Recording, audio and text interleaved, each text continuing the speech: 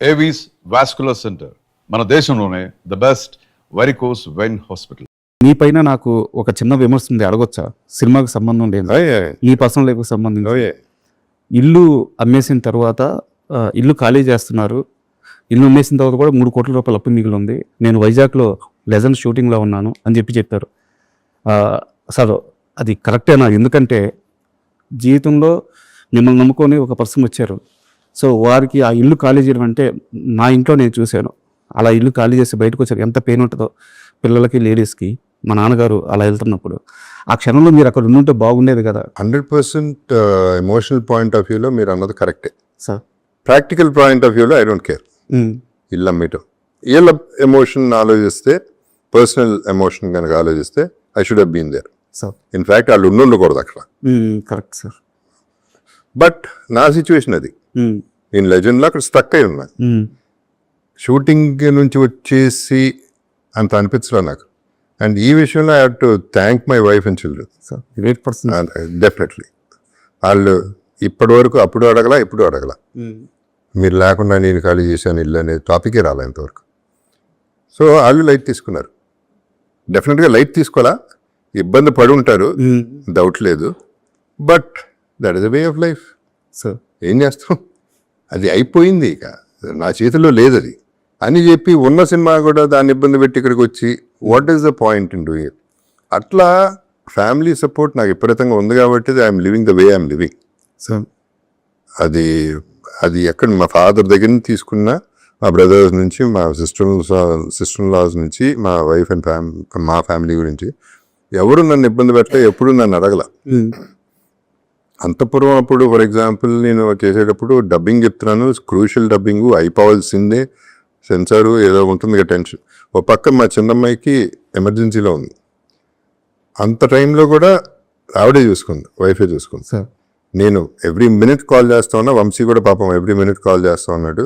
వంశీ అక్కడే ఉన్నాడు నాతో, బట్ తను ఫోన్ చేసేది వేరే అస్ట్రాలజర్, ఏంటి పరిస్థితి, పాప పరిస్థితి ఏంటని. సో ఇంత టెన్షన్లో కూడా చేసాం. బట్ ఈ రెస్పాన్సిబిలిటీ వాళ్ళు తీసుకున్నారు. ఇది వాళ్ళకి నిజంగా నమస్కారం పెట్టాలి, నాకు కాదు ఇక్కడ. So I don't take credit. Sir నేను ఈ క్వశ్చన్ అడగడానికి కారణం కూడా, వారి గురించి మీరు ఎక్కడా చెప్పరు, ప్రస్తావించరు, బట్ వారు పడిన పెయిన్ కూడా it's very nice one you ask, because humanity మీద వెళ్ళారు మీరు. అండ్ వైఫ్ అండ్ చిల్డ్రన్ గురించి ఆలోచించి మాట్లాడారు, చాలా మంచి విషయం. నేను మాట్లాడిన కాదు, ఆ ప్రస్తావన ఎప్పుడు రావట్లేదు, నెంబర్ 1. నెంబర్ 2, వాళ్ళు అసలు సినిమా ఇండస్ట్రీ కనెక్టెడ్ కాదు. సో వాళ్ళకి ఇంట్రెస్ట్ కూడా ఉండదు. నేను చెప్పినా చెప్పకపోయినా ఇంట్రెస్ట్ ఉండదు, చెప్పడం కూడా ఇష్టం లేదు. వాళ్ళు మా గురించి ఎందుకు చెప్తారు, మమ్మల్ని వదిలేయండి అని. మాల్కి వెళ్ళినా వాళ్ళు నా పక్కన నడవరు, ఎక్కడికి వెళ్ళినా పక్కన నడవరు, వెనకాల నడుస్తారు, లేకపోతే ముందు నడిచేస్తారు. సో వాళ్ళ గొడవ వేరు, వాళ్ళ లైఫ్ అది. సార్ అండ్ మళ్ళీ అప్పలసూరి క్యారెక్టరేషన్కి వస్తే, సో సినిమా చూసేటప్పుడు క్లియర్గా అర్థమవుతుంది మీ క్యారెక్టర్ సంబంధించిన సీన్స్ ఇంకా కొన్ని ఉన్నాయి, మిస్ అవుతున్నాయి అని చెప్పేసి. ఆర్డర్లో ఎంత ఫుటేజ్ మీ సీన్స్ తీసేస్తుంటారు అంటే, మీరే కదా, ఇంకా సినిమాలో చాలా సీన్స్ మిస్ అయినట్టున్నాయి. మీరు విజయవాడ ఈవెంట్లో చెప్పిన డైలాగ్ కూడా బ్యూటిఫుల్ డైలాగ్, అది సూపర్ ఎమోషన్ ఉంది. సో ఆ డైలాగ్ కూడా లేదు సినిమాలో, మళ్ళీ యాడ్ చేసే ఛాన్స్ ఉంటుంది. సినిమాలో యాడ్ చేసే ఛాన్స్ అయితే నాకు కనపట్ల, చేస్తే బాగుంటుంది నాకు ఉంది. ఎందుకంటే మోర్ దెన్ మీరు చెప్పినట్టు ఆ ఎమోషన్, ఆ డైలాగు, ఫర్ ఎగ్జాంపుల్ ఆ ఒక్క డైలాగు చాలా క్యారీ చేస్తుంది మెసేజ్. అంటే సెకండ్ హాఫ్ అంతా హీరో పడే కష్టం ఆ డైలాగుల్లోనే ఉంటుంది కదా, ఆ ఎమోషనే కదా క్యారీ చేసేది. అది ఉండుంటేనే బాగుండేదని నా ఫీలింగ్. అవి కాకుండా తనకి నాకు మధ్యలో ఉన్న బాండింగ్ సీన్స్, మంచి సీన్స్ ఉన్నాయి, అవి కూడా పడలా. సో ఇదొక్కటే నేను పర్సనల్గాను ఫీల్ అవుతున్నాను, అప్పలసూరిగా కూడా ఫీల్ అవుతున్నాను, 2 రకాలుగా ఫీల్ అవుతున్నాను. ఎందుకంటే అది కథ. అదే బుచ్చితో డిస్కషన్ మనం ఇందాక ఇంటర్వ్యూ చేస్తే, అది లెంగ్త్ ఎక్కువైపోయింది సార్ అంటే చెప్పారు, తప్పే అది.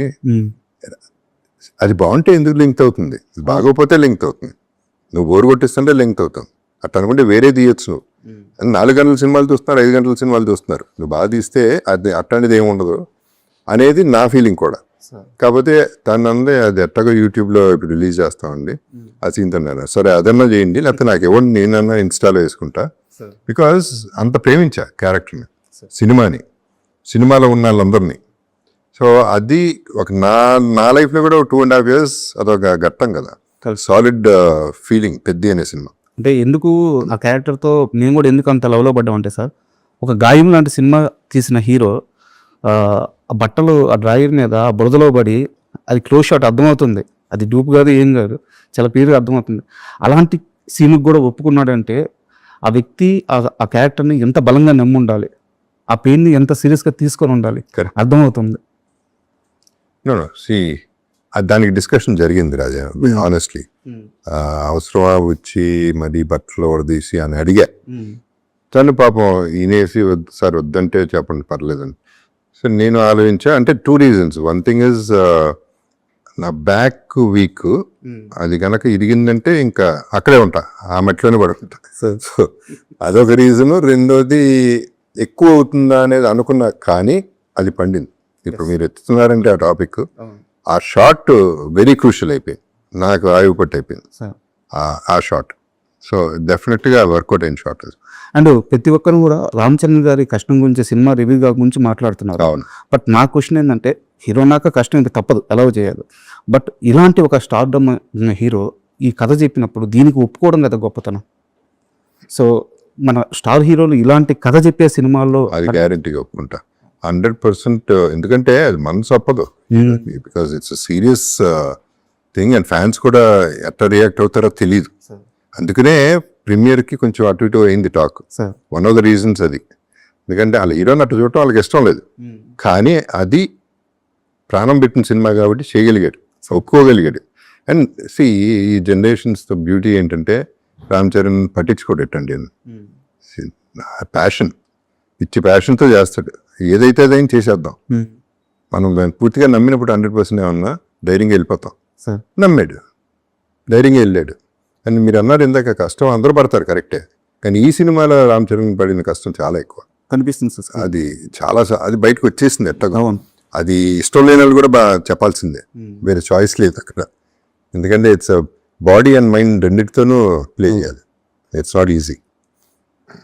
సో ఇక్కడ రామ్ చరణ్ అన్నారు కాబట్టి I would like to thank Chiranjeevi గారు, బికాస్ ఆయన ట్వీట్లో అన్ని పేర్లు పెట్టారు, okay, but my brother Jagapathi Babu అని పెట్టారు. Sir I'm very happy with that. And అంటే ఎలాగో ప్రస్తావన వచ్చింది కాబట్టి, మీరు ఒక తరంలో మీ స్టార్డమ్ అంతా చూసారు సార్ టీఎఫ్ఐలో ఉన్నప్పుడు. సో నెక్స్ట్ తరంలో ఇప్పుడు వచ్చినప్పుడు రామ్ చరణ్ గారు కానీ, ఎన్టీఆర్ గారు కానీ, మహేష్ బాబు గారు కానీ, బన్నీ కానీ, ప్రభాస్ కానీ, ఇలాంటి వాళ్ళందరి వరకు దగ్గర నుంచి చూస్తున్నారు, వాళ్ళతో కలిసి పనిచేశారు. సో టీఎఫ్ఐకి వీళ్ళు నెక్స్ట్ జనరేషన్ టీఎఫ్ఐని ఎక్కడ తీసుకెళ్తారు అంటే, వీళ్ళ క్రేజ్ ఏ రేంజ్కి వెళ్ళద్ది. ఒక చిరంజీవి గారు, ఒక బాలకృష్ణ గారు ఆ స్టార్డమ్ని ఇప్పుడు వీళ్ళు ప్యాన్ లెవెల్కి వెళ్ళిపోయారు. వీళ్ళ కష్టం చూస్తున్నప్పుడు కానీ మన హీరోల గురించి ఏం చెప్తారు? వీళ్ళు ఎక్కడికైనా తీసుకెళ్ళగలరు సార్. వీళ్ళందరూ మీరు చెప్పిన పేర్లన్నీ ఆ టాప్ ఇంకా ఉన్నారు. వీళ్ళందరూ కూడా డెఫినెట్గా they make us feel proud sir, doubt లేదు. నెంబర్ 1 అంటే ఏదైనా చేసేయగలరు అనేది ప్రూవ్ చేశారు. ఎవరికాళ్ళే వాళ్ళ ఛాన్స్ దొరికినప్పుడల్లా ప్రూవ్ చేశారు, చేస్తూనే ఉంటారు. అది కాకుండా మీరు గుర్తించాల్సింది, ఇప్పుడు ఈ సినిమాలో అప్పల సూర్య అనే క్యారెక్టర్ ఎంత పండుతుందని తెలిసినా ఓకే చేసి ఒప్పుకునే హీరోలు కూడా తక్కువ. అలాగే తారక్ని తీసుకుంటే అరవింద్ సమేత అప్పుడు స్టేజ్ మీద చెప్పాడు, బసిరెడ్డికి ఫస్ట్ గుర్తుంటాడు, తర్వాత నేను గుర్తుంటానని. అది huge statement from a huge star. అది ఎవడో చెప్పడు, అంత ధైర్యంగా స్టేజ్ మీద ఎవడో మాట్లాడ్డా. ఎందుకంటే అది యాక్సెప్ట్ చేయటం అనేది చాలా కష్టం ఒక హీరోకి. నేను కదా హీరో, నేను కదా సూపర్ అనేది ఉన్నప్పుడు.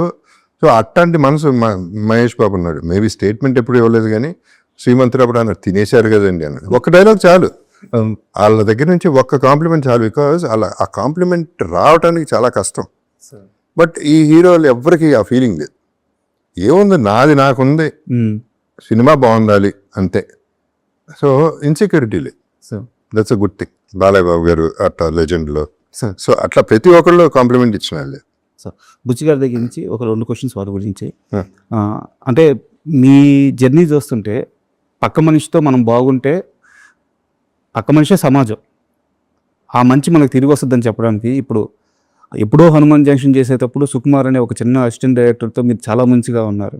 సో ఈరోజు ఆయన తిరిగి వచ్చి మీకు అద్భుతమైన రోల్స్ ఇస్తున్నారు. ఆ రోజు మంచిగా ఉన్నారని ఇవ్వట్లేదు, బట్ ఆ మంచి తిరిగి వస్తుంది. ఈవెన్ బుచ్చి గారు కూడా. సో మీరు బుచ్చి గారిని ఫస్ట్ టైం చూసిన ఆ మూమెంట్ ఏంటి? ఇంత అమాయకంగా ఉన్నాడో, బట్ ఏదో ఒక ఎక్స్ప్రెషన్ మీకు వచ్చి ఉంటుంది కదా, ఆ ఎక్స్ప్రెషన్ ఏంటి? సెట్లో పీక్స్ బుచ్చిని చూసినప్పుడు మీకు కలిగిన ఫీలింగ్ ఏంటి? ఈ రెండు ఒకసారి చెప్తారు. ఫస్ట్ చూసినప్పుడు క్యూట్గా ఉన్నాడు అనుకున్నా. అంటే తన సైజు, తను అంటే ఫస్ట్ దూరిపోతాడు మనిషి. హగ్కి మామూలుగా హగ్గు చేయటం వేరు, అట్లా దూరిపోవడం వేరు. వచ్చేస్తారు. అంటే అదే చెప్తున్నా, వదిలితే సంకెక్కేస్తాడు ఆ టైప్లో. అంటే లవబుల్ పర్సన్ అనే ఫీలింగ్ అయితే వచ్చింది.